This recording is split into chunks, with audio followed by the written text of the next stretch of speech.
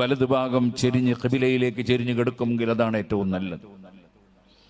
മലർന്നു കിടന്നുറങ്ങിയാലും പുരുഷന്മാർക്ക് കുഴപ്പമില്ല. സ്ത്രീകൾ മലർന്നു കിടന്ന് ഉറങ്ങാൻ പാടില്ല എന്നാണ്. പുരുഷന്മാർ കമിഴ്ന്നു കിടന്നും ഉറങ്ങാൻ പാടില്ല. അങ്ങനെയാണ് പരിശുദ്ധ ഇസ്ലാമിന്റെ നിയമങ്ങൾ. ഇസ്ലാം എന്ന് പറയുന്നത് വേറെ ഏതെങ്കിലും ഒരു വ്യവസ്ഥിതി പോലെ അല്ല, മറിച്ച് വളരെ കൃത്യമായി ഓരോ ചലനങ്ങൾക്കും അടക്കങ്ങൾക്കും നിയമം പറയുന്ന വ്യവസ്ഥിതിയാണ് ഇസ്ലാം. വദഉൻ ഇലാഹിയുൻ സായിഖുൻ ലിദവിൽ ഉഖൂലി ബിഖ്തിയാരിഹിമുൽ മഹ്മൂദി ഇലാ മാ ഹുവ ഖൈറുൽ ലഹും ബിദ്ദാത്ത്. ഇസ്ലാം ദീനിന്റെ ഡെഫിനിഷനാണ്, നിർവചനം. പരിശുദ്ധ ദീനുൽ ഇസ്ലാം എന്ന് പറഞ്ഞാൽ വദഉൻ ഇലാഹിയുൻ, അതൊരു ദൈവികമായ വ്യവസ്ഥിതിയാണ്, അഥവാ ലോകസത്താവായ അള്ളാഹു സ്ഥാപിച്ചിട്ടുള്ളതാണത്. മനുഷ്യരിൽ ഇസ്ലാം ദീനിന് സ്ഥാപകൻ ഇല്ല. മുഹമ്മദ് നബി സല്ലല്ലാഹു അലൈഹി വസല്ലം തങ്ങളോ കഴിഞ്ഞുപോയ അമ്പിയാക്കളോ ആരും ഇസ്ലാം ദീനിന്റെ സ്ഥാപകന്മാര് അല്ല. ഇസ്ലാമിന്റെ സ്ഥാപകൻ അള്ളാഹുവാണ്. വദഉൻ ഇലാഹിയുൻ, സഠാവായ അള്ളാഹു മാത്രമേ ആരാധനക്കർഹനുള്ളൂ. ഇലാഹ് ആകാൻ സൃഷ്ടികൾക്കൊന്നും അവകാശം ഇല്ല. അഫമൻ യഖ്ലുഖു കമൻ ലാ യഖ്ലുഖ്, സൃഷ്ടിച്ചവനും സൃഷ്ടിക്കുന്നവനും സൃഷ്ടിക്കാത്തവനും തുല്യമാകുമോ എന്ന് ഖുർആൻ ചോദിക്കുന്നു. ഒരിക്കലും സഠാവും സൃഷ്ടിയും തുല്യമാവുകയില്ല. സൃഷ്ടികളിൽ ആർക്കും ആരാധനക്ക് അർഹതയില്ല. അതുകൊണ്ട് സൃഷ്ടികളെ ദൈവമാക്കുന്ന, സൃഷ്ടികളെ ആരാധിക്കുന്ന സ്വഭാവം ഇസ്ലാമിൽ ഇല്ല. സഠാവിനെ മാത്രമേ ആരാധിക്കാവൂ. സഠാവ് ഖാലിഖു കുല്ലി ശൈ, എല്ലാം സൃഷ്ടിച്ചവനും സൃഷ്ടിക്കുന്നവനുമാണ് അല്ലാഹ്. ലാ ഇലാഹ ഇല്ലാ ഹുവ ഖാലിഖു കുല്ലി ശൈ, അല്ലാഹു അല്ലാതെ ആരാധനക്കർഹൻ ഇല്ല. ഫഅബ്ദൂ, അതുകൊണ്ട് എല്ലാം സൃഷ്ടിച്ചവനും സൃഷ്ടിക്കുന്നവനും അല്ലാഹു ആയതിനാൽ നിങ്ങൾ അവനെ ആരാധിക്കുക. അങ്ങനെയാണ് ഖുർആൻ പഠിപ്പിക്കുന്നത്. സഠാവായി എന്നതാണ് അല്ലാഹുവിന് ആരാധ്യനാകാനുള്ള മാനദണ്ഡം. വേറെ ആർക്കും അതില്ലല്ലോ. അഫമൻ യഖ്ലുഖു കമൻ ലാ യഖ്ലുഖ്, ഒരു മലക്കും ഒരു നബിയും ഒരു വലിയും ഒരു സാധാരണക്കാരനും ഒരു ശാസ്ത്രജ്ഞനും ഒരു ഡോക്ടറും ഒരു എഞ്ചിനീയറും ഒരു ഉദ്യോഗസ്ഥനും ഒരു രാജാവും ഒരു പ്രജയും എത്ര ആരോഗ്യമുള്ളവനും ഏത് ചാമ്പ്യന്മാരായാലും ആരായിരുന്നാലും ഒരു മനുഷ്യനും ഒരു സൃഷ്ടിക്കും ഇവിടെ ഇല്ലാത്ത ഒരു വസ്തു ഇല്ലായ്മയിൽ നിന്ന് സൃഷ്ടിക്കാൻ സാധ്യമല്ല. ഇവിടെ സഠാവ് അല്ലാഹു മാത്രമാണ്. ഒരു ചെറിയ പുഷ്പം പോലും നമുക്ക് സൃഷ്ടിക്കാൻ കഴിയില്ല. എന്തെല്ലാം സൃഷ്ടികളെയാണ് അല്ലാഹു സൃഷ്ടിച്ചിട്ടുള്ളത്. ചെറിയ തുമ്പപ്പൂ എന്ന് പറയുന്ന ചെറിയ പൂവ്, ആ പൂവ് എന്തൊരു മൃദുലമായ വസ്തുവാണ്. അതിൻ്റെ ഉള്ളിൽ തേൻ കാണുന്നു. ആ തേൻ നുകരാൻ വേണ്ടി തേനീച്ചക്ക് അല്ലാഹു സന്ദേശം നൽകിയിരിക്കുന്നു.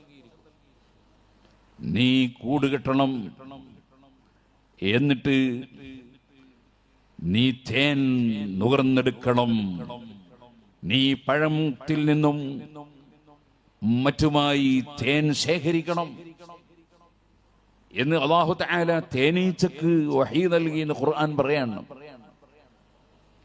ആ തേനീച്ച സംഭരിച്ചു വെക്കുന്ന തേന് അതിനാവശ്യമായ വലകൾ അവകൾ തന്നെ നിർമ്മിക്കുന്നു. എന്തൊരു ഭംഗിയുള്ള വലകൾ! അതിൽ തേന് കൊണ്ടുവന്ന് സ്റ്റോക്ക് ചെയ്യുന്നു. ആ തേന് ഫീഹി ശിഫാഉൽ ലിന്നാസ് യഖ്റുജു മിൻ ബുതൂനിഹാ സറാബുൻ മുഖ്തലിഫുൻ അൽവാനുഹു ഫീഹി ശിഫാഉൽ ലിന്നാസ്. അതിൻ്റെ വയറ്റിൽ നിന്ന്, തേനീച്ചയുടെ വയറ്റിൽ നിന്ന് വ്യത്യസ്തമായ കളറുള്ള അതേ പാനീയം പുറത്തു വരുന്നു. ഫീഹി ശിഫാഉൽ ലിന്നാസ്. ആ പാനീയം വേറെ ഒരു വസ്തു പോലെയല്ല, അതിൽ രോഗശമനമുണ്ടെന്ന് ഖുർആൻ. തേന് അത് മരുന്നാണ് എന്നതിൽ ഒരു വൈദ്യർക്കും തർക്കം ഇല്ല. പല മരുന്നിന്റെയും കൂടെ തേന് ചേർക്കാൻ ഡോക്ടർമാർ നിർദ്ദേശിക്കുകയാണ്. ഇന്ന് രാവിലെ തേന് കൂട്ടി മഞ്ഞളിന്റെ പൊടി കഴിച്ചവനാണ് ഞാൻ. തേന് അതിൽ ശിഫയുണ്ടെന്ന് ഖുർആൻ പറയുന്നു. സുഹൃത്തുക്കളെ, ആ തേന് നുകരാൻ വേണ്ടി ആവശ്യമായ നിർദ്ദേശവും കഴിവും പ്രാപ്തിയും അല്ലാഹു ആ തേനീച്ചക്ക് നൽകിയിരിക്കുന്നു. ആ തേനീച്ചകൾ എത്ര ദൂരെ നിന്ന് പറന്നു വന്നാലും തിരിച്ചു പോകുന്ന സമയത്ത് ലൊക്കേഷൻ വെക്കേണ്ടതില്ല. കൃത്യമായി അതിൻ്റെ കൂട്ടിലേക്ക് അവകൾ എത്തിച്ചേരുന്നു. ലൊക്കേഷൻ വെച്ചാൽ ചിലപ്പോൾ കുളത്തിൽ കൊണ്ടുപോയി ചാടിക്കും, ചിലപ്പം ഡയറക്റ്റ് എത്തും. അങ്ങനത്തെ യാതൊരു ആവശ്യവും ഈ തേനീച്ചക്ക് ഇല്ല. അതിന് നല്ല സംവിധാനം, അതിനൊരു നേതൃത്വം, ഒരു റാണി. അതിൻ്റെ പിന്നിൽ എല്ലാവരും ഒറ്റക്കെട്ടായി നിൽക്കുന്നു. അങ്ങനെയുള്ള എന്തെല്ലാം സംവിധാനം, അല്ലാഹുവിന്റെ സംവിധാനം പറഞ്ഞാലുണ്ടോ തീരുന്നു. ഖാലിഖു കുല്ലി ശൈഇ. സുബ്ഹാനല്ലാഹ്. ഈ പ്രദേശത്ത്, ഈ സ്ഥലത്തൂടെ ഇങ്ങനെ നടന്നാൽ നല്ല പച്ചമരുന്നിനെ കുറിച്ച് അറിവുള്ള വൈദ്യരാണെങ്കിൽ ഇവിടെയെല്ലാം ഒരുപാട് മരുന്നുകൾ അദ്ദേഹം കണ്ടെത്തും. നമുക്കതിനെപ്പറ്റി അറിയാത്തത് കൊണ്ട് നമ്മളത് പറിച്ചു മാറ്റും. ധാരാളം മരുന്നുകൾ പല സ്ഥലങ്ങളിലും അല്ലാഹു തആല സൃഷ്ടിച്ചു വെച്ചിരിക്കുന്നു. മരുന്ന് ആവശ്യമായി വരുന്നത് എന്തുകൊണ്ടാണ്? മനുഷ്യന് രോഗം സംഭവിക്കാൻ സാധ്യതയുണ്ട്, അപ്പൊ മരുന്ന് വേണ്ടി വരും. രോഗം കൂടുതലും സംഭവിക്കുന്നത് എന്തുകൊണ്ടാണ്? ഭക്ഷണം ക്ലിയറായ നിലക്ക് കഴിക്കാത്തത് കൊണ്ടാണ്. കുലൂ വസ്റബൂ, നിങ്ങൾ ഭക്ഷണം കഴിച്ചോളൂ. വസ്റബൂ, കുടിക്കാൻ പറ്റുന്നത് കുടിച്ചോളൂ. പക്ഷേ അല്ലാഹു അവിടെ പറഞ്ഞു, നിങ്ങൾക്ക് രോഗം വരാതിരിക്കണ്ടേ, ആരോഗ്യമുണ്ടാകണ്ടേ. വലാ തുസ്രിഫൂ, അമിതമായി കഴിക്കണ്ട. അമിതമായി ഭക്ഷണം കഴിച്ചാൽ രോഗം വരും. ഒരു ഡോക്ടർക്കും അതിൽ രണ്ടഭിപ്രായമില്ല. ഓ സുഹൃത്തുക്കളെ, ആവശ്യമായ ഭക്ഷണം അല്ലാഹു തആല സൃഷ്ടിച്ചു നൽകിയിരിക്കുന്നു. ആ ഭക്ഷണം നമുക്ക് ലഭിക്കാൻ പല സംവിധാനങ്ങളാണ്. നെല്ല് കൃഷി ചെയ്യുന്നു, ഗോതമ്പ് കൃഷി ചെയ്യുന്നു, ചോളം കൃഷി ചെയ്യുന്നു, പയർ കൃഷി ചെയ്യുന്നു, കടല കൃഷി ചെയ്യുന്നു. അങ്ങനെ പല ധാന്യങ്ങളും കൃഷി ചെയ്യുന്നു. ഒരു ചെറിയൊരു സാധനമുണ്ട്, കടുക് പോലത്തെ ഒരു സാധനം, മുത്താറി എന്ന് പറയും ഞങ്ങൾ നാട്ടിൽ, ചില സ്ഥലത്ത് രായി എന്ന് പറയും. എന്തൊരു നല്ല സാധനമാണത്. കണ്ടാൽ മൂപ്പർക്ക് ആരും കല്യാണം പറയൊന്നുമില്ല, കാരണം കളറെങ്ങനെയാണ്. പക്ഷേ അരി കഴിക്കുന്നതിനാലുള്ള ഷുഗറിന്റെ പ്രയാസങ്ങളോ അത്തരത്തിലുള്ള ബുദ്ധിമുട്ടുകളൊന്നും ഈ രായി കഴിച്ചാലുണ്ടാവില്ല. പക്ഷെ നമ്മളെന്ത് ചെയ്യും? രായി നല്ലോണം പഞ്ചസാര ഇട്ട് കഴിച്ച് പ്രശ്നം ഉണ്ടാക്കും. ഞാൻ പറഞ്ഞു വരുന്നത്, അതെന്തൊരു നല്ല ധാന്യമാണ്. അങ്ങനെയുള്ള വസ്തുക്കൾ മനുഷ്യൻ കൃഷി ചെയ്തുണ്ടാക്കുന്നു. അതിനാവശ്യമായ അറിവെല്ലാം അല്ലാഹു മനുഷ്യന് കൊടുത്തിരിക്കുന്നു. ഇവകൾ കൃഷി ചെയ്തുണ്ടാക്കാനുള്ള അറിവ്, അതിനുള്ള സംവിധാനം. ഒരൊറ്റ ഭൂമിയിൽ ഒരേ വെള്ളം, ഒരേ വളം, ഒരേ പോഷകങ്ങൾ. പക്ഷേ ഉണ്ടാകുന്ന വസ്തുക്കൾക്ക് വ്യത്യസ്തമായ കളറുകൾ, വ്യത്യസ്തമായ രുചികൾ. എന്തിനധികം പറയണം? വെറും ഒരു മാങ്ങ മാത്രം എടുത്തു നോക്കൂ, എല്ലാ മാങ്ങയും ഒരേ രുചിയല്ല. ഇപ്പൊ മാങ്ങയുടെ സീസണാണ്. ഇക്കൊല്ലം നന്നായി മാങ്ങ ഉണ്ടായിട്ടുണ്ട്. എന്നാൽ പലതും പല രുചിയാണ്, എല്ലാം ഒരേപോലെ അല്ല. മാങ്ങ മാത്രമല്ല, ഏത് പഴം നിങ്ങൾ എടുത്തു നോക്കൂ. ഈത്തപ്പഴമാണെങ്കിലും, ഇനി ആപ്പിളാണെങ്കിലും, പേരക്കയാണെങ്കിലും, മുന്തിരിങ്ങയാണെങ്കിലും, ഇനി മറ്റെന്തെങ്കിലും പഴങ്ങളാണെങ്കിലും, എല്ലാം വ്യത്യസ്തമായ രുചികളും കളറുകളും. വെറും വാഴപ്പഴം തന്നെ എത്ര ഇനമാണ്, അതിൻ്റെ രുചികൾ എത്ര വ്യത്യസ്തമാണ്, അതിൻ്റെ ആകൃതി എത്ര വ്യത്യസ്തമാണ്. പഴുത്താലും തോലിൻ്റെ കളറ് മാറാത്ത ചില പഴങ്ങൾ, പഴുക്കുമ്പോഴേക്ക് തോലിൻ്റെ കളറ് മാറുന്ന വേറെ ചില പഴങ്ങൾ. ഇങ്ങനെ വ്യത്യസ്തമായ പഴങ്ങളും ധാന്യങ്ങളും പച്ചക്കറികളും, സുബ്ഹാനല്ലാഹ്, മനുഷ്യജീവിതത്തിന് ആവശ്യമായ, ആഹാരത്തിന് ആവശ്യമായ എന്തെല്ലാം വസ്തുക്കളാണ് ലോകസൃഷ്ടാവായ അല്ലാഹു സൃഷ്ടിച്ചിട്ടുള്ളത്. ഒരു വാഴക്കുലയിൽ നിന്ന് ലഭിക്കുന്ന കായ, അത് പച്ചയായിരിക്കുന്ന സമയത്ത് അതിനെ കൊണ്ടുള്ള ഉപയോഗമെന്ന് വേറെ, അത് പഴുത്താലുള്ള ഉപയോഗം മറ്റൊന്ന്. അതിൻ്റെ തന്നെ ഉണ്ണിക്കാമ്പ് എന്നൊരു സാധനമുണ്ട്, അതിൻ്റെ ഉപയോഗം, അതിൻ്റെ രുചി അത് വേറെ. അതേപോലെ ഓരോന്നിനും ഓരോ ഉപയോഗങ്ങൾ. സുബ്ഹാനല്ലാഹ്, നമ്മളുടെ നാട്ടിലൊക്കെ ധാരാളമുള്ള തേങ്ങയുണ്ടല്ലോ. അതിന് നിങ്ങൾ എന്താ പറയാ? ധാന്യം എന്ന് പറയാൻ പറ്റുമോ? പഴം എന്ന് പറയാൻ പറ്റുമോ? അത് വേറെ തന്നെ ഒരു വസ്തു. അതിൻ്റെ ഇളം പ്രായത്തിൽ എന്തൊരു മധുരമാണ്, എത്ര നല്ല വെള്ളമാണ്. അതിൻ്റെയും കുറച്ച് മുമ്പ് അത് മച്ചിങ്ങയായി ഇരുന്ന സമയത്ത് പിളർത്തി നോക്കിയാൽ അതിൻ്റെ ഉള്ളിൽ ഒരൊറ്റ വെള്ളവും ഇല്ല. പിന്നെയാണ് ലിറ്റർ കണക്കിന് വെള്ളം വന്നത്. അതെന്തൊരു മധുരമുള്ളതാണ്, എന്തൊരു ഔഷധവീര്യമാണ്. സുഹൃത്തുക്കളെ, കുറച്ചു കഴിഞ്ഞാൽ അതിൻ്റെ രുചി മാറുകയാണ്. അതിൻ്റെ കാമ്പിങ്ങനെ തടിച്ചു വന്നാൽ അവസാനം അത് കൊപ്പറയായി, ഉണ്ടയായി, അങ്ങനെ പലതുമായി രംഗത്ത് വന്നപ്പോൾ അതിൽ നിന്ന് നല്ല എണ്ണ ലഭിക്കുകയാണ്.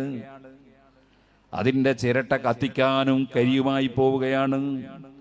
അതിൻ്റെ ചകരികൾ വേറെ ഉപയോഗത്തിന് ഉപയോഗപ്പെടുത്തുകയാണ്. വലിയ വലിയ ആലാത്ത് കയറുകൾ നിർമ്മിക്കാൻ അതിൻ്റെ ചകരി വളരെ ചെറുതാണെങ്കിലും കൂട്ടിപ്പിടിച്ചപ്പോൾ വലിയ ശക്തിയുള്ള കയറ് നിർമ്മിക്കുകയാണ്.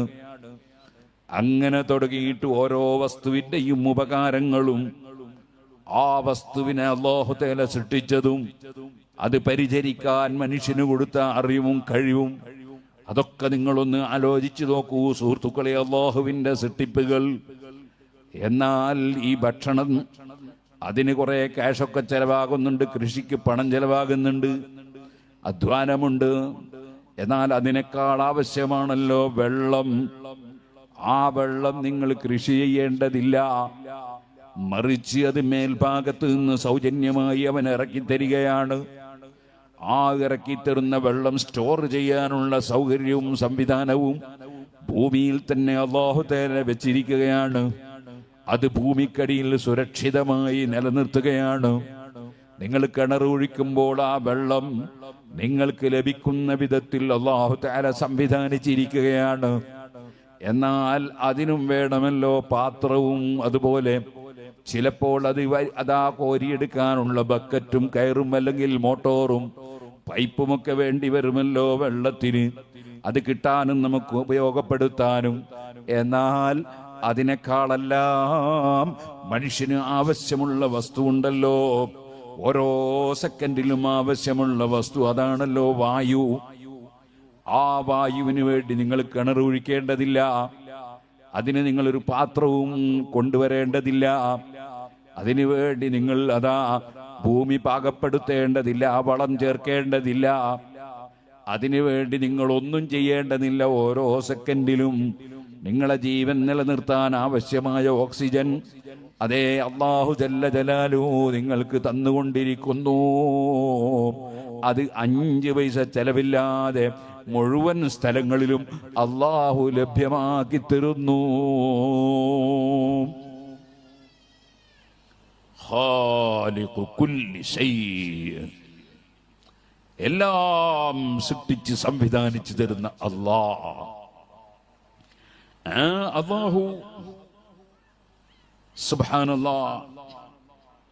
ഭക്ഷ്യവകുപ്പ് മന്ത്രിയുണ്ട്, ജലസേചന വകുപ്പ് മന്ത്രിയുണ്ട്, പക്ഷേ വായു വകുപ്പ് മന്ത്രിയില്ല. കാരണം മന്ത്രിനെ കാത്തിരുന്ന ആ മനുഷ്യൻ ബാക്കിയാവില്ല.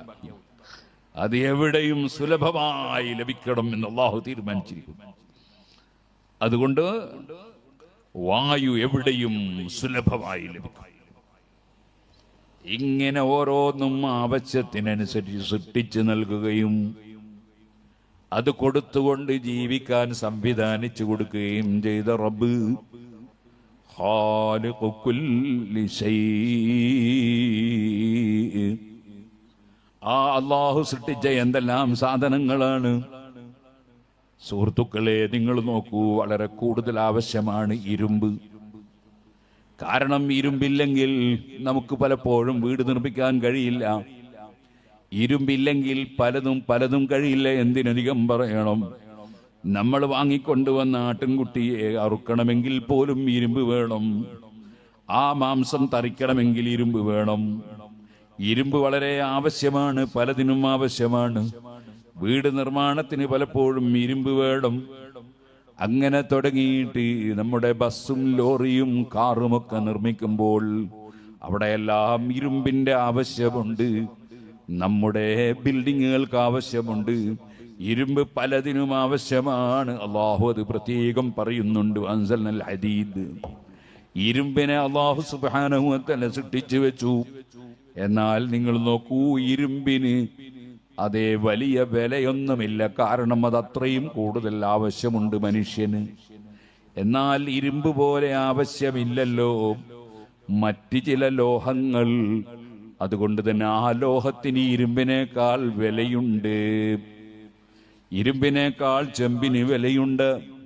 അതുപോലെ മറ്റ് പല ലോഹങ്ങൾക്കും ഇരുമ്പിനേക്കാൾ വിലയുണ്ട്.